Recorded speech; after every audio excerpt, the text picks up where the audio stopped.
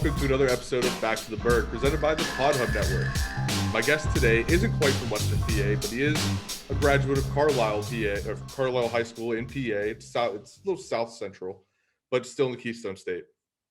He's a creative who has worked many jobs, and you've probably seen his work, you just don't know it.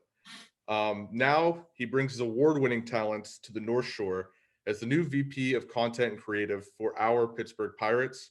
Please welcome John Willey. John, nice to meet you, man. Hey, nice to meet you too. Thanks for having me. Yeah, no problem. I'm glad you responded to me. Yeah, You see, just through our text conversations, I'm like, this guy is the guy I want to talk to. He's Yeah. just fun-loving. Like I saw in one of your like portfolios that you let off saying, I use a lot of exclamation points. I'm just exactly. a fun-loving guy. That's me. I'm very I speak and I write in my thought process, and it's weird for people to grasp sometimes, and don't sound like your typical 43-year-old dude, but it just, that's who I am. I still feel like I'm 25 most of the time. Hey, I bet a lot of people wish they had that mindset in life. Exactly. But anyway, let's get into your early life. Yeah. We'll talk about your 20s here in a second, though. Nice. So let's start when you were a kid. You were just telling me you're a little bit of a military brat. Yeah. Your dad was in the military, graduated from West Point. What was that experience like growing up? It was awesome. So this was, I am not a digital native. Unless you call, a Commodore 64 and the original Nintendo, the digital at that point. That was the closest thing I got growing up. But no, it was amazing. I like, I was born in Fort Benning, Georgia. My dad was there, and my parents were there after he had graduated from West Point, and my sister was already born, and wasn't there for long. I think they were there for 6 months, and then moved to Panama. And so I lived in Panama when I was a young child, baby, and as I was just starting to speak, and I was told that I was fairly fluent in Spanish at that point. Just there were so many things that I don't remember that I wish I could about the young time. I think it's my earliest memories were actually in Bloomington, Indiana, when my dad went to grad school at IU.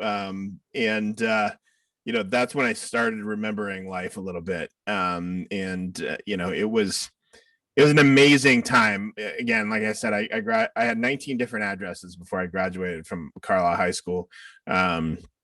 Each one of them I remember vividly. Some of them were literally moves across the street, with the promotion in the Army. But that life, to me, I think has set me up to become, a stronger person, in the fact that, when things like this happen, or when things like, losing, my startup to the pandemic and other reasons, like, I'm able to transition away from those pretty quickly, because that's just what I do. And that's what I've always done. And I can kind of, I don't, quell the emotion a little bit, I guess you could say. Not as easy for my wife to do.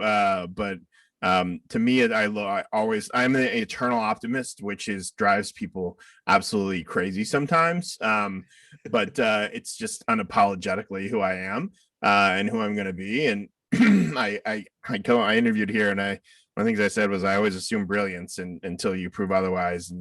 And so to me, that was just a huge, piece of who I am growing up too. And it really helped me through. And I think, I look at my parents as being the big pieces of that, and the reasons why. So yeah, it was a fun life. That's for sure. Still is. Yeah, well, hey, being an eternal optimist is a good thing when you're working for the Pirates. Right. I know. Jeez, tell me about it. We can get into it later, but that's we can get into that later. But just and to compare a little bit, I just told you I moved out to New Jersey 3 weeks after graduating college. I only went to college an hour away from where I grew up, and I only had 2 addresses there. Yeah. And so moving out here I was probably like your wife, you know, I was like, I didn't want to leave. I remember my dad getting on the train back to Pennsylvania, and I was like, it's actually, he used to be very emotional when I played football, and Yeah. I never really understood it. And then whenever he left me here alone, I like had the same reaction that he used to have. And Yep. you know, that emotional attachment to home is kind of, it's what inspired this podcast. Love So it. it's still doing good things. Yeah, Um, exactly. so growing up, obviously you're moving around a lot. Did you have any time to play sports? Like, did you have roots anywhere long enough to be able to do that, or was it just all right? I'm a free agent. Let's go wherever. Yeah. So I did the kids stuff, right? Like whatever you do, soccer and t-ball, and baseball. But I was never really like extremely passionate about sports. They were never, it was never something where I followed the statistics. There's funny stories about me working for years at the Diamondbacks and not knowing really what division we were in and not really caring. I get into some arguments on Twitter a little bit about it, because there's a couple schools of thought, and we can talk about it a little later on how I lead as a creative, and how I hire as a creative in the sports world. But yeah, no, so I grew up playing. I actually fell in love with golf in high school in Carlisle, because we were, the high school course was the military course, the course on Okay. base. And so I would go, I would go, I would play, 2 rounds a day in the summer with these older gentlemen, retirees who, hit the ball 100 yards dead straight every time. And that's kind of how I learned how to play. And I'm a big dude. I was always a big dude. And so whenever I figured out how to hit the ball straight, it became fun for me. And then I, got on the high school golf team, as a junior and senior. I was a captain as a senior, and then took that into my collegiate freshman year. And didn't last long, because you realized you couldn't do, I was pre-med and I couldn't do medicine and that at the same time. So love golf, still play golf, played tennis competitively growing up, played ping pong competitively growing up. So I don't know, I was a weird sports kid in that sense. So I like to learn a little bit of everything in everything that I do, like life wise too. So that was the same thing happened to me in that situation.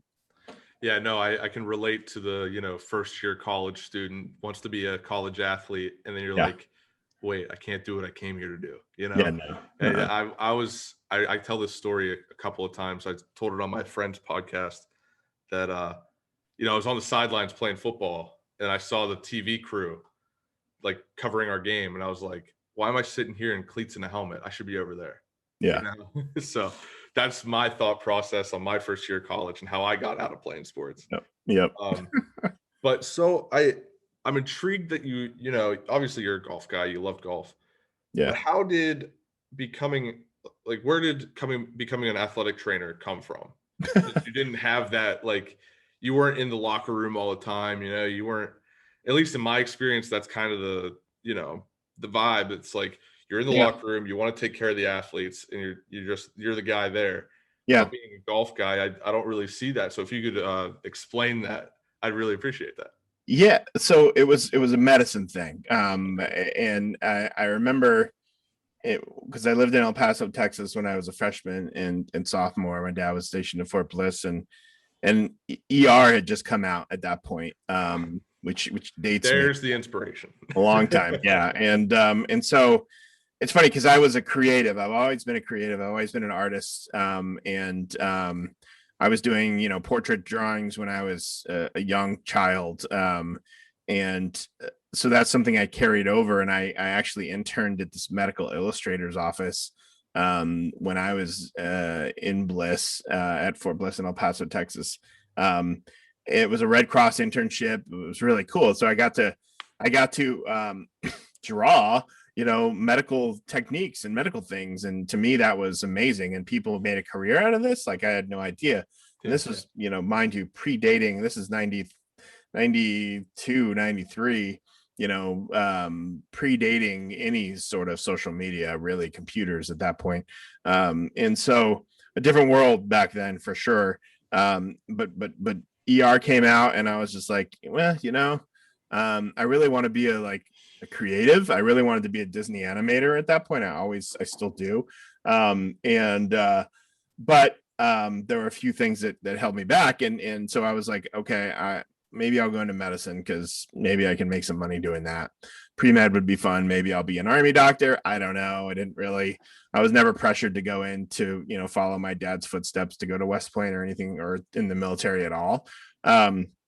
Certainly thought about it. But just really kind of in the end had no interest in it. So that was it. I started pre-med at Taylor.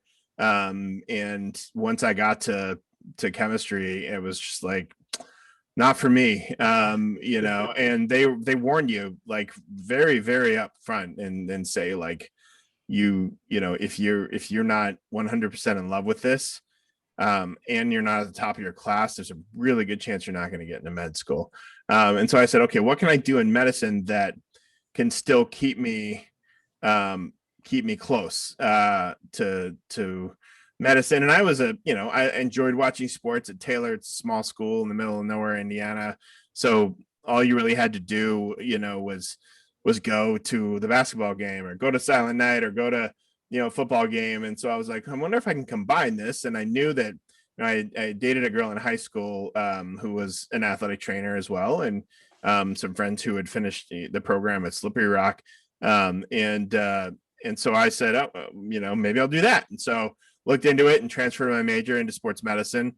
And yeah, it was a great opportunity for me. I really excelled at it. I loved it because then I could put immediate medical knowledge to the test without having to sit through chemistry and 8 years of schooling. And so, that was the draw for me to get into the sports medicine world.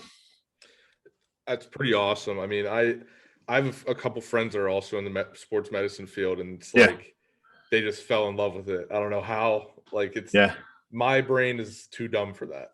Let's just say that. But so how does that transition? Yeah. Like you said, you're always a creative. Yeah. I think, a lot of creative people, whether they know it or not, at a young age, it's like they're doing something. Yep. Until they figure it all out. Yep. So how did that all come together? Because it also seems like the athletic training was kind of a means to an alternate end, if that makes sense. Like you're trying 100% was. Yeah, you're trying to make the money so that you could pursue your dream, which I guess most of us that are doing this independently are trying to do. That's what I'm trying to do, Yep. So where does that transition start? Yeah. It's an interesting story because the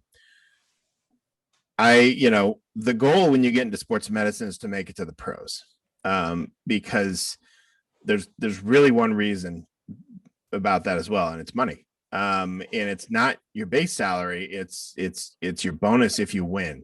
And so you'd hear all these stories, and they're still true to this day about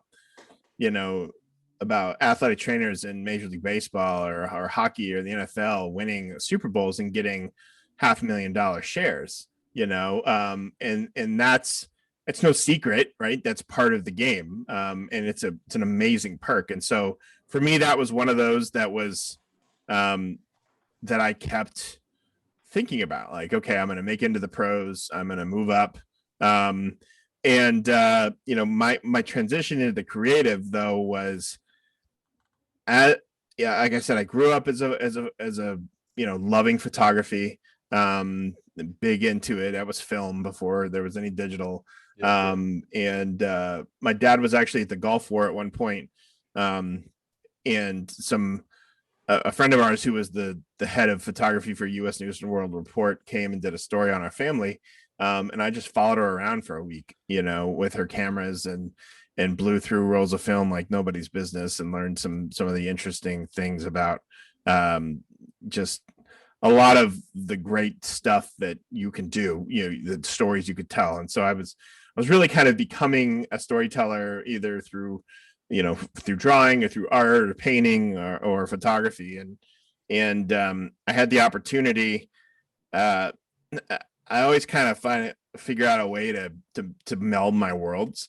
So when I went to Bowling Green, I went to Bowling Green State University to be an athletic trainer after grad school. It was my first real job, making nothing basically.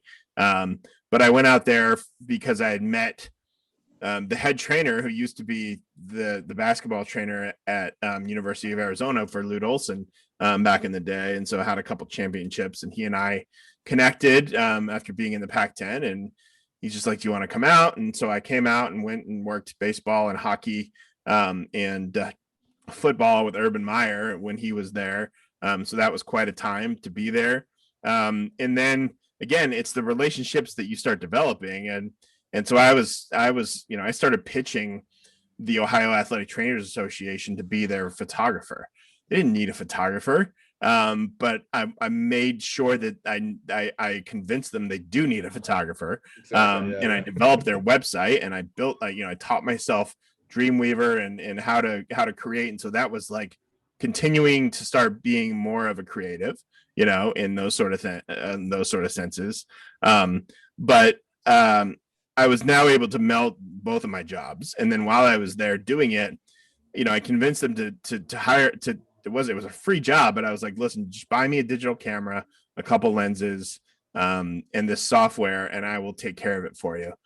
So I built a whole website. I started taking pictures. I ended up getting credentialed to like the Browns games and the Ohio State games, and was shooting everything that I possibly could of the athletic trainers working. But at the same time, I was shooting the athletes. And I was shooting the action. And so I was starting to build a portfolio at that point and getting into different places to do that. And so long story short, I was designing schedule posters and schedule magnets for the hockey team and doing all that stuff just because I was taking on a little bit of that extra work. This was pre-kids, and it was a great opportunity for me to kind of combine both of my world to see if that was something that I was interested in. And I fell in love with it. I remember in grad school walking with my wife. I was in a photography course my last semester of grad school, darkroom developing. And we were at Washington State at that point. And I told my wife walking, I said, I think I'm going to be a photographer, full time. And she just was kind of like, yeah, whatever. Maybe stay doing this so we have a stable life, Yeah. And then, long story short, that's what got me into it. I started doing this. I built up a portfolio. Eventually, moved to Arizona, worked at ASU, did the same thing there, and met a lot of pretty amazing people and the relationships that I started developing at that point. But then, the Diamondbacks had a job that they posted, and I just literally, I remember vividly where I was sitting. I was not liking what I was doing because I was in a clinic in the off season I was the head trainer for the minor league hockey team there, the Phoenix Roadrunners. That was a blast, but the off season you were in a clinic and you really couldn't do much but take people through exercises because of rules and regulations around what an athletic trainer could do in certain states. Yeah. And so I, scrolling through my phone, and we happened to be under the same ownership group when Colangelo owned all of the teams out there at that point, the Suns and the Diamondbacks. And I saw the posting for a photo archivist position for the Diamondbacks, and I showed it to my wife, and I think it was early email. I sent it to her, and she was like, cool, and that's kind of how she reacts to everything, right? Not get hopes up or anything. And I was like, I'm gonna apply for this, and she's like, that's weird, but I did, and I interviewed for it, and I kind of set myself up in a unique way to get the job, in that I wasn't your typical photographer or archivist, but I'm teaching myself all this new technology. I pitched how they could archive better. Because they had a small history, but a big history.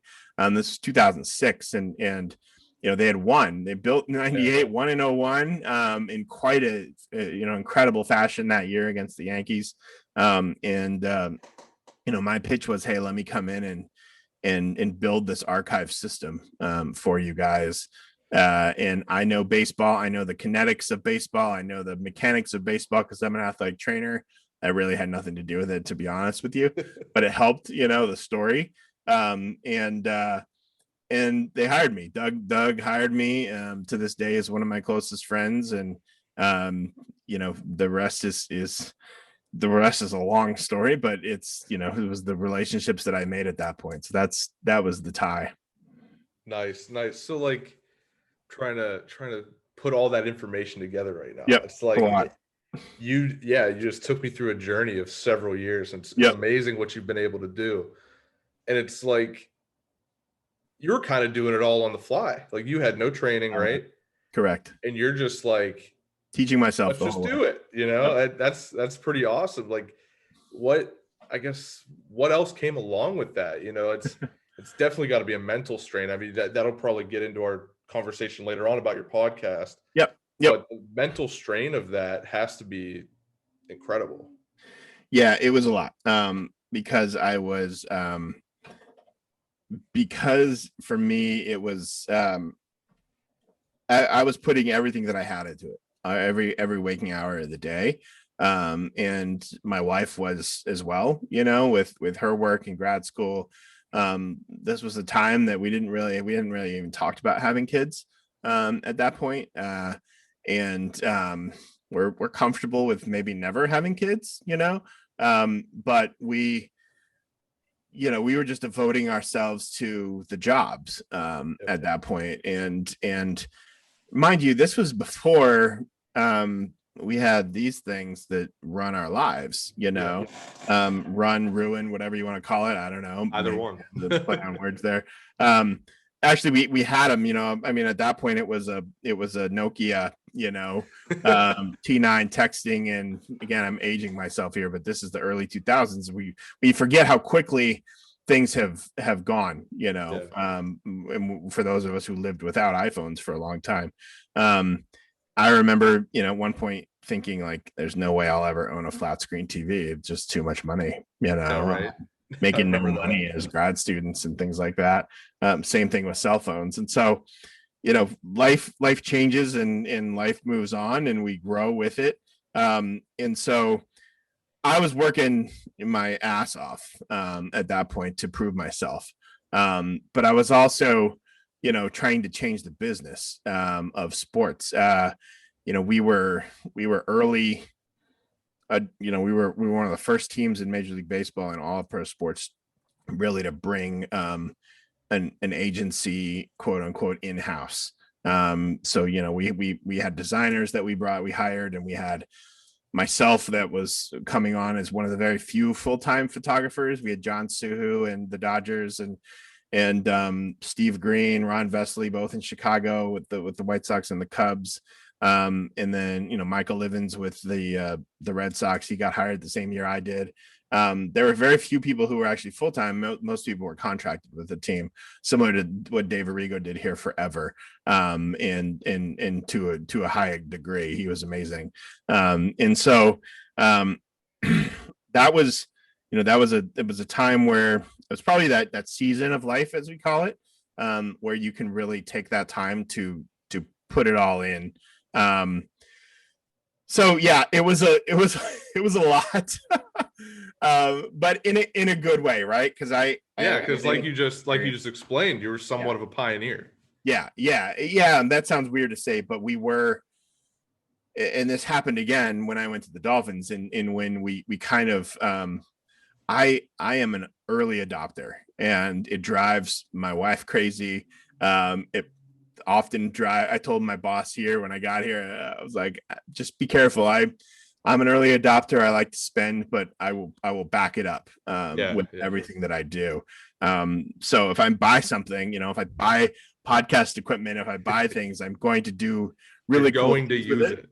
Yeah, I'm going to use it. And if not, then I mean, if you look over, I literally have like a DJ turntable in my office. Yeah, I was gonna say I see the Beatles back there, and Yep. You see, well, the Beastie Boys and Billie Eilish. And that is it is Beastie Boys. Sorry, yep. I just saw BE, and I was like, oh, it's Beatles. I was, and I do have some Beatles vinyl, but that was that we could talk about it later. That was my coronavirus kick, was getting in vinyl and getting in like literally like trying to be a DJ, like everything that I could do. Hey, we all had our weird thing. We all had our weird up with this memorabilia.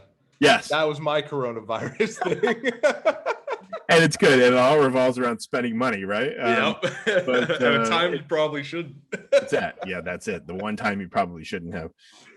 So that for me was I am an early adopter in those sort of things, and because I don't know any other way. I literally don't. Like, that's something that, like, if I want to learn something, I'm going to learn it. I play the drums. I have a bunch of drum sets, and we are a very musical family, and so we have a whole room dedicated to our music. That goes down to my kids as well. So yeah, that was it's been it's been fun in that sense, for sure. Yeah, and I want to talk about your time with the Dolphins, because that was the stuff I was able to dive into quite a bit, and you have it highlighted on your portfolio website. Yep. And I just want to say the music videos that you did, the like 30-40 second videos, fun, right? Incredible. That's the kind of stuff that I want. Like, whenever I was like dreaming of what I wanted to do with my career early on, it's like, that's what it was. It was like, take these awesome clips that you were able to take with a almost regular camera, right? Yeah. And then just put it to some pretty sick music, yeah, and just let it roll. Well, we had it's funny because that idea really came from Tom Garfinkel, who was our CEO and president. He was actually, that's the story that I didn't even talk about, right? Like, I met him my first day at the Diamondbacks, and we rode an elevator together, and he had just started 6 weeks earlier, and he's like, "You're new?" And I'm like, "Yeah, it's my first day." And he's like, "Cool, I'm not the new guy anymore." And then I think he was SVP of partnerships or something at that point, sales. But he told me how he was very similar mind to mine, in that he was had been an art director and in NASCAR before, and had done a lot of different things, loved photography. And so we were like, yeah, we'll be good friends, and sure enough, that relationship is the reason that I'm where I am today. I kind of hands down. I worked my ass off to get there, but when people say it's about who it's about who but more importantly, I can know everybody in the world, but if I don't build a good relationship with them and prove my worth to them, then that means nothing. They won't take me along for the ride. And I knew this was someone who was going to go very far. It's almost like when Urban Meyer was like, "You guys should come to Utah with me," and we were both like, like, I'd love to, but I really, like, I remember saying, like, Urban Meyer is going to win 5 national championships.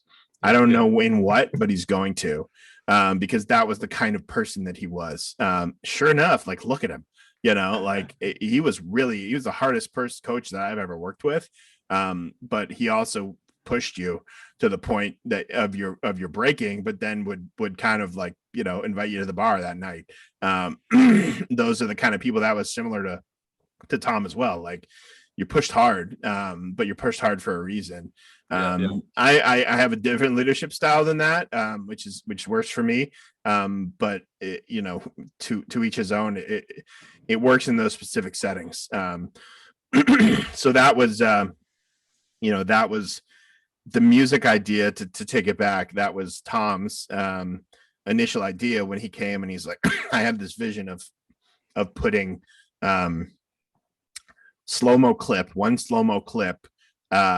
to some old school music, was there's multiple versions we did of that, but the one of Jarvis Landry's one-handed catch to I can't even remember what the song was. I just listened to, or I just watched it, and I can't remember.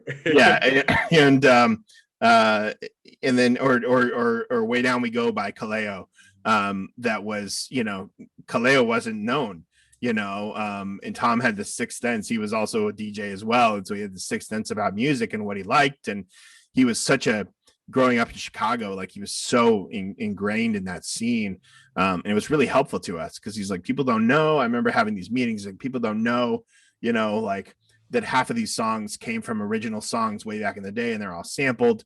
Let's find the original songs and but we did it. We were the first team to like buy the rights to use the music because social media algorithms were getting smart at that point. And so they were, we wanted to follow the rules to an extent of like license the music. We got with Run the Jewels before they were anything. That was Will Posthumous, who is literally my best friend in the world. I make music with him constantly still. But he created a connection with their manager before they broke through at all. And this was back in probably 16, 17, before they really kind of broke out. And so we ended up like buying the rights for nothing to use these songs. Now you can only use them for like 6 weeks, right? Which is a weird thing. So you couldn't even really technically enter them in these awards shows because you still couldn't use them, but it worked for us, because we were able to then those are more than just a pretty face, I like to say. As you talk about creatives, creative teams are often looked on as loss leaders. So we spend a lot of money or we have a lot of staff and we don't technically, like an inside sales team or a sales team, make money. So our job when we got there was kind of like there's this group of 5 of us who are all now doing separate things away from the Dolphins, but that was one of those places that we all came together into this brain trust and started building. We had Vince Pinoza, who now is in charge of athlete relations at Facebook, and Patrick Arthur, who's the vice president of marketing for the Chargers, and Surf Melendez, who's the vice president of creative at the Titans, myself, and Will Posthumous, who's the CMO at In Bloom Autism Group. We really, changed what that landscape was. And we talk about kind of pioneering that, but that was because we had the full trust of our leadership group. And it was early on, and we kind of went in with the mentality of let's get our hands slapped later. Let's do this and get our hands slapped later. And we got our hands slapped by the NFL quite a few times for like being one of the first teams on Snapchat or something like that, and or doing paid advertising on YouTube when we weren't really supposed to, or those sort of things. So we ended up saying like, okay, we need to be. We had a relationship because Steve Ross owned part of VaynerMedia, and so we have a relationship with Gary and VaynerMedia, and we flew up to New York one time, a couple times, and they kind of taught us the intricacies and the details of paid media before they were even a thing. And so we were actually like, those videos that you watched, were put onto Facebook, and there was a little bit of money put behind them to target our demographic. And people who would buy tickets to come to games. But then we would strategically, we wouldn't put a call to action at the end of the video at all. It's just a logo because people don't want to be sold to. I say it to the team here. It's like the TikTok trend of tell me I need to buy tickets without telling me I need to buy tickets, and that's kind of the way that you have to look at those things, because if you're just straight up saying, $25 tickets, Sunday, which we literally had commercials that were that at the Dolphins. And Patrick literally made them, and he'll be the first to tell you that. It's changing those things. There's nothing wrong with those things, but it was just changing the way we did things and trying to innovate. And then using the retargeting tools of Facebook, whether they're good or bad, and we all have opinions on, how much data Facebook has. But using all those things to retarget people who raised their hand and engaged with the content somehow. So if you engaged with it, meaning you stayed on it for more than 3 seconds, you watched the whole thing, you put a thumbs up, you liked it, or you commented on it, then we can retarget you with another one that also said, hey, come to the ballpark to meet Dan Marino, or come to the stadium to meet Dan Marino, you know, and you're going to get a tour with a salesperson. So, Yeah. you know, there was a process to our madness and the method to our madness, which multiple, you know, Facebook and those have written case studies on it that you can find with a quick Google search. So, fun stuff. But yeah, that was the it's funny because, you know, everything that you should do in these sort of thing has to have a why and has to ladder back to a business objective. And I don't know that a lot of creative departments understand that. But I'm excited about what we get to build here, you know, in Pittsburgh for that reason alone. But yeah, it was fun to be kind of on the forefront of those things. Yeah, and I mean, first I want to say I remember when Run the Jewels was coming up. I think I was in my group of friends, I was probably the only one that was like, these guys know what they're doing. Yeah, I love this. And my friends are like, this stuff is ridiculous. I love it. You know, I just wanted to get that out there because I love that. Great. I got as much of their vinyl as I got all of them back there. I think. That's awesome. But you know, you go in this elaborate, like you're so elaborate with the way you talk and talk about the business. It's no wonder you won awards for your work. What's that like winning, you know, Emmys, you know? It maybe not as listen, I don't want to downplay awards and winning a regional Emmy at all, but not as hard, I guess, as people think. But you have to be in a position in order to apply to get one, or to get in the running. So, you know, there are a ton of amazing. I just had a talk with one of our engineers here whose son works for AT&T Sportsnet and has won 4 Emmys. And I was like, yeah, because he looked at my Emmys, you know, sitting up there and asked, like, are those real? And a lot of people say, are those real? You know, are they kind of fake Emmys? And I was like, no, they're real, but they're Suncoast Regional. It's the same exact Emmy that someone gets, you know, that you see at the Emmy Awards, but they just get it for the movies that they made. And we got it for, you know, the stories that we told. And I think that's the coolest part for me. It's less about the award. It's less about the Cleos. It's less about, you know, those sort of things. And it's much more about what story we were able to tell when we did this. And specifically the Doug Better story, which I wanted, which a lot of us won work for. That was, again, Will, who I mentioned earlier, Tom Fournette, who's now the head of video for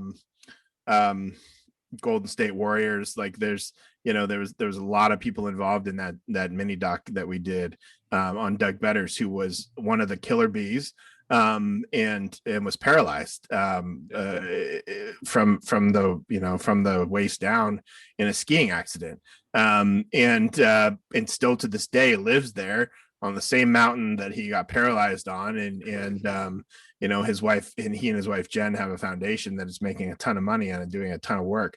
So being able to capture that, like, made it all worth it. You know, submitting for an Emmy and winning it just like made it even cooler, because that's something I can put on my LinkedIn and hopefully get people to look at me, you know, for it. And I think so. Yeah, I don't want to downplay it by any means. It's super cool. But I also want to say, I also try and tell people here, like I tell people here, because they're like, can we win an Emmy? And I was like, we can absolutely win an Emmy. We just have to tell a great story. And we have nothing but, like, we have this road map in front of us here with these young players. And I am just starting to learn about it, and to learn about the history of Roberto Clemente and the 71 team, which is the 50th anniversary this year. So there's just so much that we can do, and we're going to do. It makes it super exciting. Yeah, no, it's like with the awards, like I'll try to say this as humbly as possible, but that sounds not humble. Is like, I technically in college I won a Telly Award. There you go. But it was also like, it's a group effort. It is. So it's like, I don't take ownership of that. Yep. You know, there's people that did way more on it than I did. Yeah. So that's like, you know, I don't really put that out there that I won that. I don't put it on my resume. Maybe I should. But yeah. If you get on the job market and you're looking for a job for 3 months, you'll put it on your resume. Yeah, pretty that much. Was me. But it's like it's kind of like that. You know, after you win it, you're like, you know, this was a team effort. It wasn't just me. This isn't my award. This is our award. And it's pretty crazy to think about. It's awesome. And there's a reason they put all our names on it. Yeah, exactly. Makes And it then even my more. next question about the award was, how much did it cost? Because I know you have to buy them, don't you? You do. I think it's like $250. That's not bad. No bad. It's worth But it. yeah, I was gonna say it's better than I thought. I was gonna guess like 500 each. Yeah. No, and again, it may have changed, but yeah, it's pretty cool. And anytime I get to see my friends in the business open up that Emmy on their desk, like that's a really awesome moment. Yeah, no, I mean, I don't know. I got to look into it. I don't know if I can win any awards with this podcast, but hey, that's a goal to set, right? You want to set those goals, and it helps bring credibility. And I mean, that's for you especially. It's kind of like a cap on like what you've been able to build for the past almost 10, 15 years, right? Right. Yep. It's pretty awesome feeling. Just gives you a little bit more validation, would you say? Yeah. I think you could say that. I think it helps you. It's weird because it helps you get noticed when you want to move into a career position like this one. Yeah. As weird as it is really, really competitive when you get into pro sports or when you get into sports in general. And right now with COVID, it's 10x more competitive trying to get back in. I honestly, it sounds weird to say this, but everybody was just like, when I had to shut my startup down, they were just like, oh, well, you'll find a job. People will come after you in a heartbeat. And I kind of thought that was going to happen too, in a weird way, like, okay, well, I'll throw it out there and then hopefully I'll grab something. And it just didn't happen that way. There's nothing more that will humble you than going on unemployment, as a 43-year-old with 2 kids. Yeah. But deep down, I knew that I just needed to not accept the first thing that came along, and find that. But again, that's down the line, I think, in the storytelling. Well, I do want to talk to you about your podcast. I don't know if that. Yeah. I'm not sure what your startup was. If you want to talk about that first. Sure. Yep. So I had the opportunity to it goes deep, right? Because I was not in a great place mentally after in my 4th, 5th year at the Dolphins. It was a lot of work. We were buying a lot of we were having, Ross bought part of the Miami Open, so we were hosting the Miami Open tennis tournament literally in our facility. There were talks about getting F1. We were a global entertainment destination. That was amazing. Yeah. Not necessarily what I signed up for as well. But I have to own that. That's not on them, right? That's on me to say, okay, what do you want to do? A lot of people I hate my job, and I'm just like, I didn't hate my job, but it was, I'm the only one who can make the decision to quit. And so I just started actively looking at that point.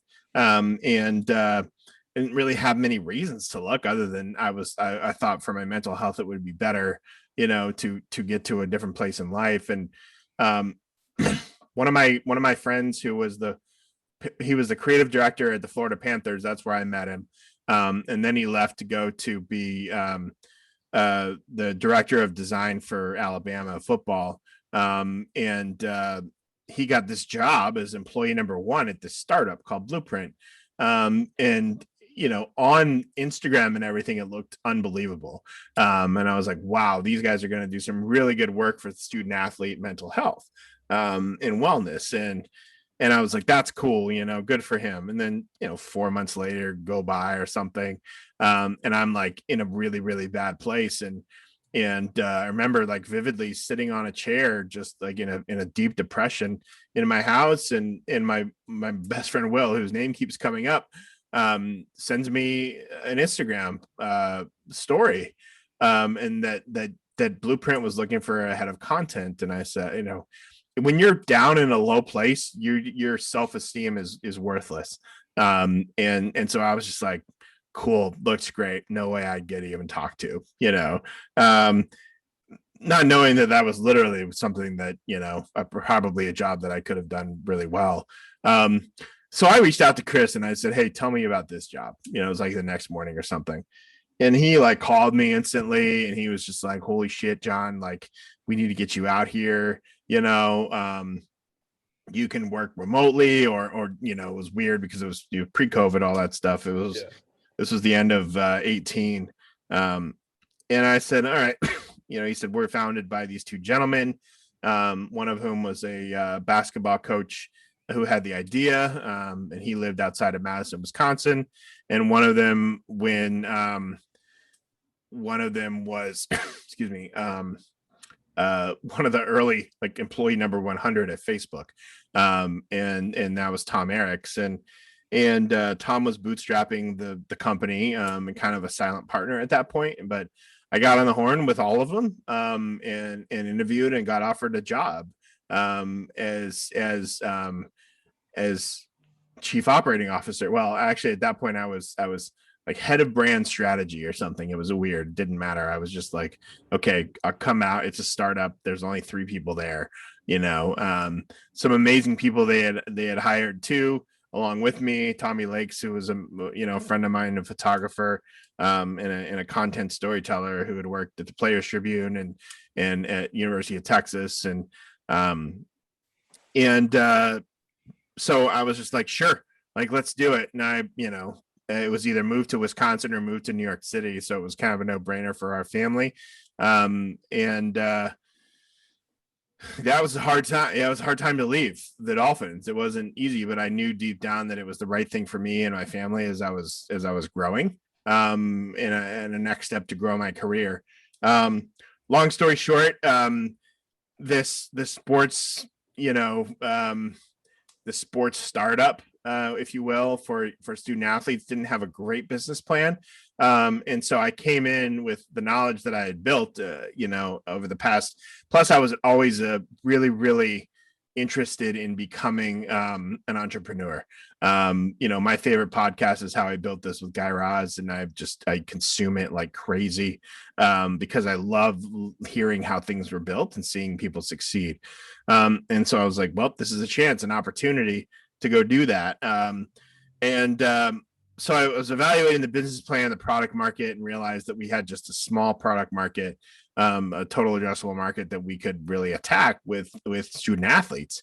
But we're talking about mental wellness, and we're talking about mental health, and building this content ecosystem around it. Why don't we just open it up to everybody? And so, long story short, we parted ways with our initial founder, and then Tom and I, he made me chief operating officer, and I was essentially running the company at that point and started building the hiring. And Tommy was running the content at that point, and we were, working on building something really cool to build, amazing, positive mindfulness type content, tell stories, build a whole content ecosystem via YouTube, podcasts, Instagram. We built, we acquired a smaller company and built a big Instagram following pretty quickly here at Better, and rebranded to be called Better, BETR. And that was a blast. We had a ton of fun doing it. And it was very, very, very difficult to do. And then on top of that, a pandemic hits, and nobody can leave their house. How do you leave your house and create content? When you're a production company who's trying to go around the country, potentially around the world, to tell these stories. And so, it was a great 2 years plus. And then, we just decided that it was in our best interest to, again, not directly related to COVID, but everything kind of is lately. And it was hard for us to really find a business model there that was going to work at that point. We were really close on some partnerships and some branded content before the pandemic hit, and it's just unfortunate how it all turned out. But I learned so much from that time from Tom, and how his learnings from building Facebook literally from scratch, and the good, the bad, the ugly, and I think it really set me up for this next step in my career.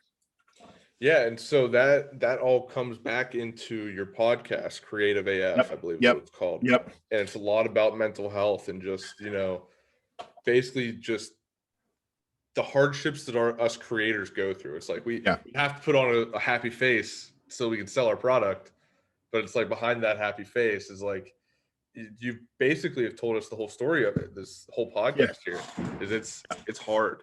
It's hard. And Got bad I won't days, got rehash good it. days. Yeah, and I won't rehash it here, but I remember thinking for 2 years after I left the Dolphins that I wanted to start a podcast to openly talk about mental health. It took me therapy and medication to eventually get started on it. And finally I remember thinking in the middle of the pandemic, like, I got to do this. I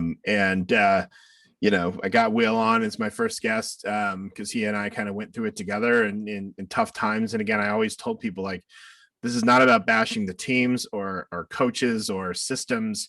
This is about learning how we could better take care of ourselves as sports professionals, because it's really, really hard thing to do. And so, I did a full first season of it. And then as I was getting ready to start this second season, we were, shutting down better. And I'll start it up again. We actually have stay tuned for some podcast stuff from us here. Hey. And I'm not going to give too much away, but it's going to be exciting.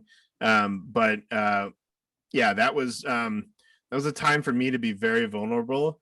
And for other people, just look at the people who were on it with me. It was like to hear their stories of people from some of the best collegiate programs or from some of the best pro programs, really struggling with that, and coming to terms with that themselves and how to deal with it. Too often we have this rise and grind culture, which is I hate, and it's not going to be me. And that was one of the things I said, if I ever were to get back in sports, I needed to make sure it's kind of on my own terms and that I vet these organizations out to understand that they value that as well. And clearly I'm here. So clearly they do. Yeah, exactly. Getting into your tenure now, just starting at the Pirates. Right. It's pretty awesome, to see a guy like you. Like, I did my research on you. I saw how positive a guy you are, just reading up on you. And to see you in a position here with a team that I grew up with, it's awesome. Something that I know I'm very excited about. I'm sure other creatives have looked into you that are fans of the Pirates. The fans may not have, but that's why I'm here, to tell them about you. I love that. Let's talk about you coming to the Pirates. Yeah. How did you find the job, first off? Sure. Sorry, I'm gonna refresh my mouth here. Hey, you're fine. I've been doing it the whole time. Again, this is one of those stories there that everything comes full circle in life. It's the end of February, and I'm laid off, from my own company that I helped to co-found, and literally in that same time, I had a friend call me who worked at a distillery in Gatlinburg, a friend from the Dolphins, and was like, "Hey, I may be hiring a chief creative officer, a head of creative, whatever it was at that point." And I said, "I'm very interested." It was something else to do, a new brand that was blowing up because alcohol and COVID did mix, and quarantine did mix in a weird way. So they were growing faster than they could have even imagined. And another one of my friends worked there as well. So I was like, "This is sweet. This is what I'm going to do." I told my wife, it's like, "We're going to move to Knoxville, Tennessee, and it's going to be amazing." And we were like mentally there. It was weird. And then Surf Melendez, my boss from the Dolphins, reached out and was like, "Hey, I just got off the phone with this guy, Steven, who just accepted a job as EVP of marketing for the Pirates." And I immediately thought, Pirates baseball, like, what, there's a history there, and I don't know much about it, but I don't, I kind of like shrugged it off a little bit at the time, because I was so focused on on the distillery and potentially not getting back into sports. But I did my research, and then Stephen reached out to me, and I was like, okay. So Stephen Perkins came from a year and a half with the Washington football team in that, craziness. And then he also worked for 9 years before that as marketing director for Under Armour. And to me, that's who I want to learn from, like these, like Surf, my boss before was an agency guy with Crispin Porter, and then was the global brand director for Adidas. And so it's like, okay, I get to now potentially come and work with another one of these minds who's built one of these huge brands. Let's talk, and I'm also unemployed, so like I want to talk to anybody.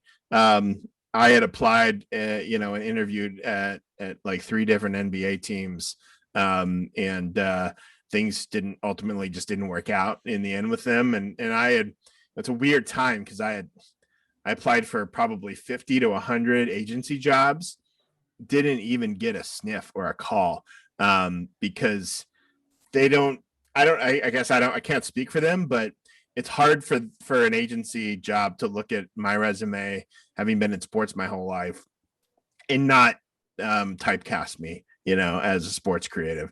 They don't quite understand that we build agencies on these teams, and so, Steven was amazing, and we had a great first talk. And then a month later, he had literally, I talked with him the day he started here. And this is probably about 2.5 months ago now at this point. So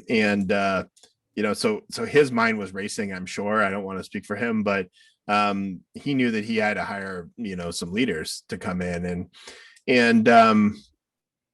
so I said, cool, just let me know when it gets posted, and stuff. And it got posted, and I went through the formal application process, and then had some great interviews. And all in all, I think it was a 2-month plus process, which is good for a job at this level. I think it needs to be. And everything that I talking with Travis, talking with Brian Warecki, talking with Ted Roberts, talking with Dave Burke and Marcy, and like, these are, the executives on this team that are building something really new and really special here. And when I say that, I don't say that lightly, because I wasn't going to take a job in sports just to take a job in sports. It had to meet all the criteria, and it did here. And so that was, the one thing I can say to the fans listening is that you'll see some really cool stuff soon, but be patient with us. It takes time to turn a ship, literally. Yeah, literally.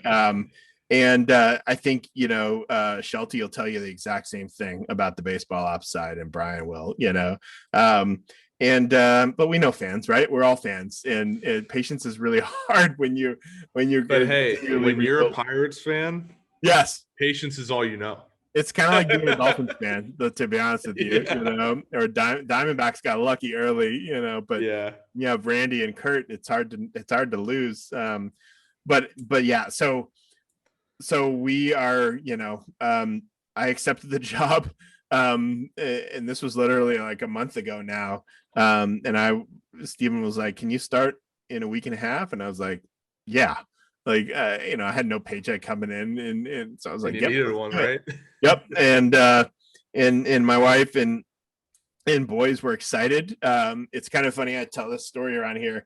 My oldest was, they're like, "How do your kids react?" And I was like, "They're, one's a teenage boy, one's a 10-year-old. Like, they're just chill. Like, they have my kind of chill attitude." Yeah. And my oldest was kind of like, "Cool, that means I can, be on the same time zone as my Florida friends for playing video games." Like, that's where his mind went.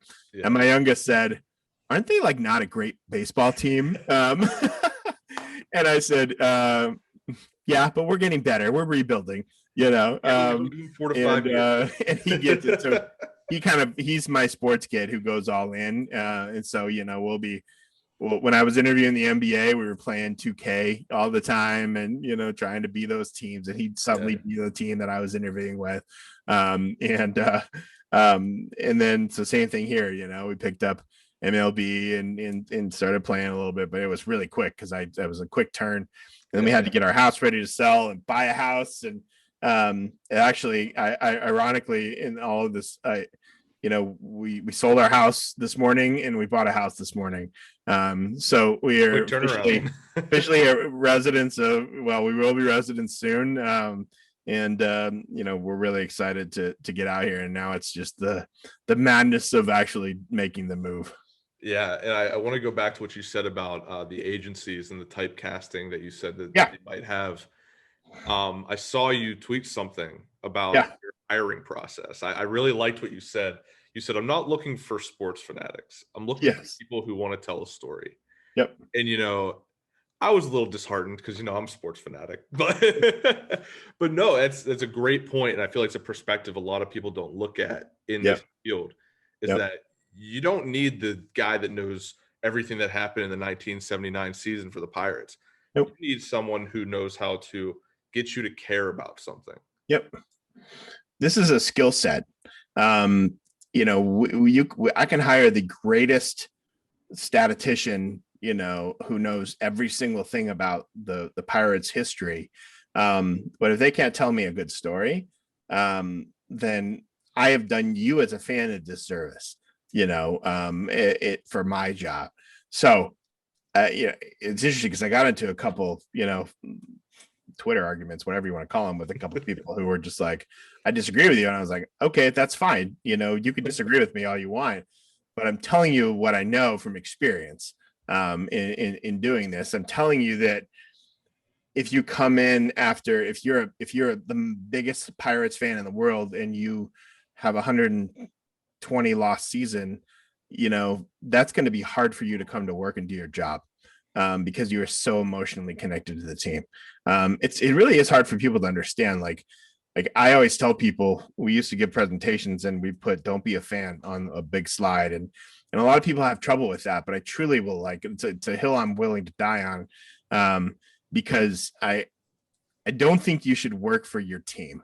And people always say like, "But I want it. It's my dream. It's my dream job. It's my dream team." And I was like, whose dream is it? Because sometimes it's our parents' dream, or sometimes it's just the dream that was kind of put into our head so that it's an ego play that I can say I'm working for the Pirates and I've been a lifelong Pirates fan. Yeah. I guarantee you there's a ton of lifelong Pirates fans here, which is awesome. But in the creative world, it's different than being an engineer, or something like that. For me, I need to hire a skill set of a storyteller. And if you happen to be a Pirates fan at the same time, that's a win-win for me. I've been introduced as I'm getting ready to hire some leaders in for my departments. There's so many Pittsburgh connections. It's awesome, and there are some people in major storytelling and video lead roles in LA who are from Pittsburgh. And they're just like, listen, I want nothing more than to come tell those stories, but I also have a life out here, but I'm willing to help you guys with whatever you need type thing, So there's something to be said for that, willing to walk away from something like that, when you are a big fan. But I will, that's, to me, I've learned more from one visit to the Clemente Museum, actually going there after this again, than I have my entire life, about the team, about the 71 team, about Clemente, who he is, I'm actually going to meet Roberto Clemente Jr. this evening, and like those are things to me that I can learn those things, and I can tell those stories in a unique way that the fan hasn't necessarily heard yet. That excites me. Yeah, and I mean, this is something like that whole idea that you just put out there is something that I feel like the Pittsburgh creative community is kind of battling at. Yeah. Is like, we're all fans. Yeah. We want to do these things for the teams we're fans of. Yep. But it's like, how good are you at it? Yeah. I had a conversation with Chris Carter from DK Pittsburgh Sports, and I was like, Yep. are you, he covers the Steelers. Yep. And I was like, he's a lifelong Steelers fan. I was like, are you able to be a Steelers fan while you're still reporting on this team? And he's like, absolutely not. Yeah, you can't. And I'm like, wow, because like I see guys that that I'm friends with, like the guys that are around the 412, especially Smitty from around the 412. He's doing Yeah. great work reporting on what's going on with the Steelers at the Yep. same time being a diehard fan. Yeah. And it's one of those things. It's like some people can do it, some people can't. Yeah. And it's a very thin tightrope to walk, and it's interesting. It is. And I feel like that's why you probably got so much of an argument towards what you posted. Yeah, and just as much of the few vocal people were the people who agreed. The people who have been in sports a long time and know that it helps when you're not and again, I am qualifying or quantifying my statement by saying the super fan, right? That's a very subjective statement. I think I always say I'm a fan of whoever pays my paycheck. Because again, that's giving me and my family a life. But I also said I'm a fan, and because I now will be the biggest proponent of the Pittsburgh Pirates that you'll ever know. I may not know all the history, but I'm going to learn it. And I will retweet everything that Josh shoots and Madison creates and Craig tweets and this team here is building, and they're very humble. Like you probably don't even know who these people are behind the scenes. And I think that's a good thing, probably a little bit as well, because fans can be brutal and it's not good for your mental health sometimes in those roles to be known. So I think there's a fine line between that. But also, like, we're just here to put out the best work that we possibly can and tell the best stories of the Pirates. And hopefully, when we start winning and playing good, we had 2 walk-offs in a row. That's awesome. Yeah. Like that's exciting to me. And I'm going to be the first one to tweet about it and post about it. And so I don't, I hope people understand that it's not necessarily a lack of fandom. It's just a lack of obsessive fandom to the point where, I'm not throwing anything at my TV when we lose. You go on, and it's hard. That's hard for people, but you have to in these roles. To your point of what what you talked about earlier, like it's I'm losing my train of thought here, but essentially, like, yeah, you can't cheer when you're working for the team. Especially if you can, if you're not off the clock, but if you're in the press box, you can't cheer. I've had people come assist me on the sidelines, at a football game, and it's a little different because it's loud, and stuff like that, but you can't get autographs, and that's not why you're there. You're there to do a job, and you can't you can't audibly cheer, like it's, you could cheer inside, but if I cheer for, after we score a huge touchdown to win the Super Bowl, guess what? I'm missing all those photographs, and so there's a fine line in understanding how to be a creative first and then soak it in. I've been soaked with enough champagne celebrations, during the 3 or 4 times that I got to do it at the D-backs, that I long for that. There's nothing more than that. And the only time I ever really got emotional, I was actually talking about it last night, was in 2011 when we made it into the playoffs, and I think it was the NLCS we were playing against the Brewers, and Ryan Braun came back and they beat us, and then Ryan Braun got caught again, and that was very emotional for me because that was the one time that I knew, like, we had this kind of great team where we could have really made the World Series at that point, and had a run at it. So and that's fun. Again, it's ego driven too, right? I'll be the first one to say that, like, you want a ring, because you want to show your friends that you have a ring, and as weird as it sounds, like, that plays a huge part of it. And if anybody tells you it doesn't, they're lying. Yeah. And I mean, I'm going to say this as unbiasedly as I can. Yeah. But I feel like once the team you're working for right now gets their crap together, Yeah. I feel like that's going to be hard not to get emotional, because It won't. It will be. just the way, I don't know if you've seen it yet because you've only been there for 2 months, but Yeah. the way Pittsburgh is and how close knit it is and how close knit the sports teams are, it's like when one succeeds, all of them succeed. It's huge. And it's very hard not to get emotional about it. And even myself, as just a fan of sports, Yeah. when the Cubs won the World Series, they're in the division. I hate them. I know. When they won, I was like, I was teary eyed. Me too. I was like, this is crazy. It was a great moment. Exactly. That's what's hard to get away from with some Pittsburgh fans. I'd say most Pittsburgh fans is they're not able to look at a sport as it is. They have to look at it as, oh, my team's not in it, so I don't care. Yeah, I know. But like, enjoy the moment for these kids. Like, I want to see the Pens win it again. Yeah. Like it's just like to be able to look at sports and see, like the old saying, how can you not be romantic about baseball? Yeah, exactly. That's how I look at sports as a whole. Yep. But obviously I have my fandom, as you can see. But talking about first I want to talk about the Young Bucks. Okay.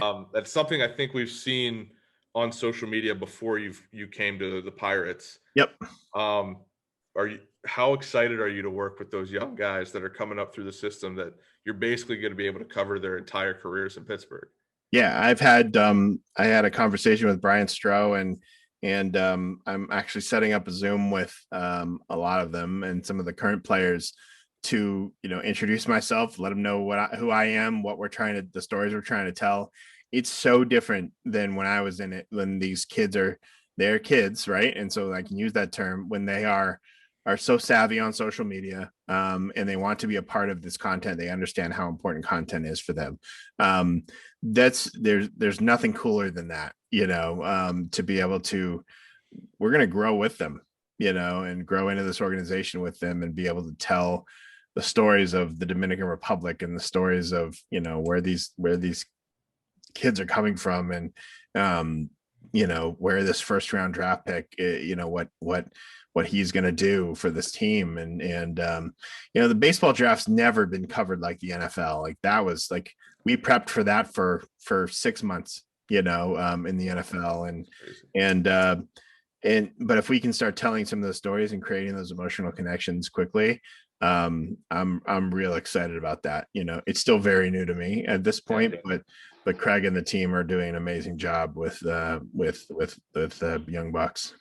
Yeah, and I'd say from the fan perspective, I haven't seen it like this before with the Pirates, where everybody knows who the young guys are because they're just that good. Yep. It's like, I remember before the season started, I was calling for Nick Gonzalez, last year's first round draft pick, to be on the major league squad. Yep. And everybody's like, calm down. And I'm like, this kid is going to be the next big thing in Pittsburgh, I'm telling you.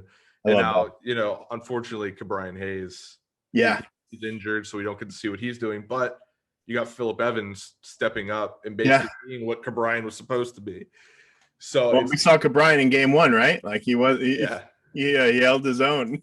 Exactly. So it's like, this is a team that I feel like is going to be it's going to be so easy for you guys to tell that story of these guys, because they're just, everybody's behind them. Everybody wants to see what they can do. Yep. And you guys are the storytellers behind them. So I think it's going to come off very well.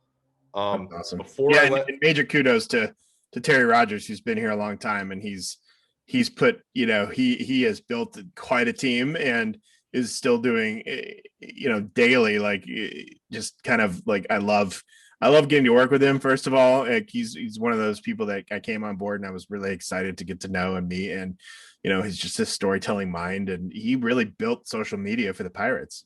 Like, there's no doubt about it. Like, he did. Like, and that's the thing is, the Pirates social media is one of the best, I think, in Major League Sports. Yeah, it's awesome, and it has been for quite a while. So it's awesome to see too, because we're not a good team.